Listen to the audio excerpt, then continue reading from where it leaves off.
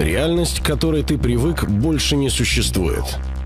Экономический кризис привел к всплеску безработицы среди молодых специалистов, лишив возможности планировать свою жизнь, строить семью, приобретать жилье и личный транспорт. Из-за несоответствия полученных знаний потребностям бизнеса, работодатели закрывают двери перед выпускниками вузов, подбирая специалистов исключительно с ключевыми компетенциями. Работы в традиционных отраслях становится меньше, и конкурировать за нее приходится не только с иностранцами, но и с роботами и бактериями, которые выполняют те же функции, только дешевле, качественней и без перерывов на обед. Жертвой прогресса стал не только пейджер, но и крупные корпорации, повсеместно объявляющие о банкротстве.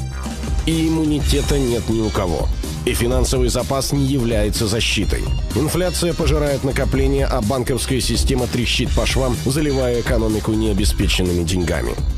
Время долгосрочной стабильности истекло, и даже знания имеют срок годности. Вовремя не реализовавшись, они скисают и становятся бесполезными.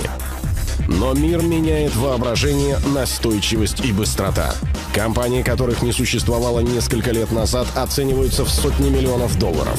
Молодые режиссеры снимают коммерчески успешные фильмы, производство которых финансируют тысячи пользователей интернета. Неизвестные музыкальные исполнители взбираются на вершины чартов за несколько суток. На политическом Олимпе вспыхивают новые звезды, организовывая волнения, перевороты и революции. А школьники и студенты становятся миллионерами, младшие из которых зарабатывают первый миллион в 14 лет. Информационные технологии открыли новые возможности для обогащения. Так, каждый пятый представитель из 50 богатейших людей планеты сколотил свой капитал на интеллектуальных рынках. Компании, транспортирующие биты, оцениваются дороже сырьевых гигантов. А какая компания возглавит рейтинги через 10 лет? Прямо сегодня, именно сейчас.